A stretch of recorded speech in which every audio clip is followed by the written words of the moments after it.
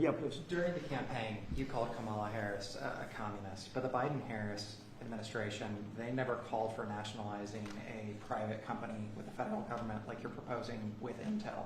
What do you say to some who say this is a bit hypocritical, and is this the new way of doing industrial policy? Yeah, sure it is. I want to try and get as much as I can. If people come in and they need something, as an example, as a real estate person, if I have an agreement and I have any form of a stopgap where I can stop somebody from doing something, right? I have a covenant and an agreement, and they come to me and they say, would like to do something, but you have us restricted. If I do that, they usually have to pay. Now, in the case of Intel, it was interesting, but I hope I'm going to have many more cases like it. Intel came in. I met with a gentleman. I had a lot of respect for him. He came in under a little bit of a cloud. I liked his story. I thought he was good. I think he really means to do a good job with Intel.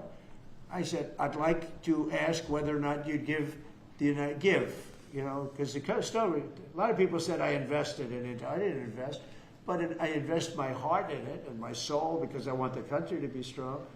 But I said, I'd like you to give 10% of Intel to the United States of America. Not to me, to the United States of America.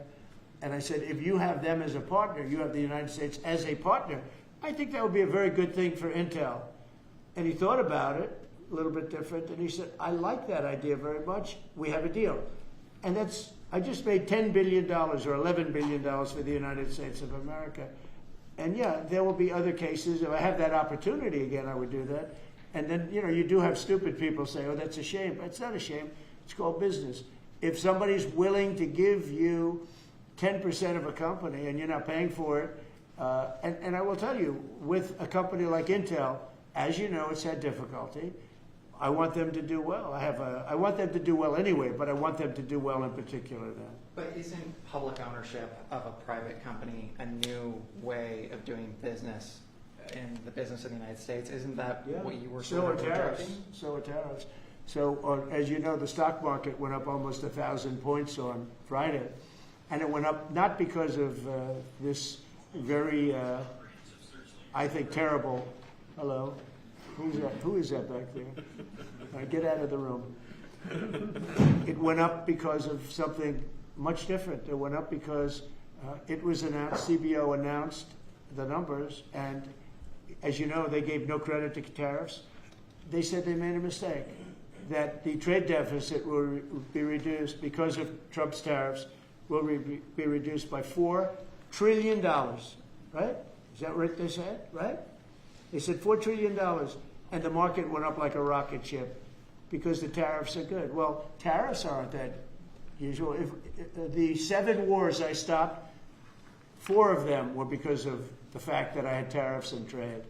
And I was able to say, well, if you do this, if you go fight and you want to kill everybody, that's okay. But I'm going to charge you each 100% tariff when you trade with us. You know what? They all gave up. I stopped 7 wars.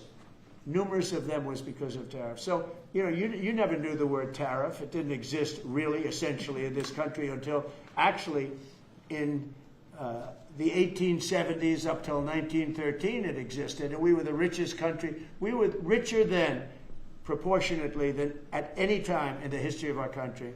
And then, stupidly, in 1913, they said, let's go to the income tax way of life. Let the people pay instead of foreign countries. No, we're taking in trillions of dollars in tariffs, and we're stopping wars because of tariffs. So that's not so normal either. But you know what? Other countries did it to us, and now we're doing it to other countries.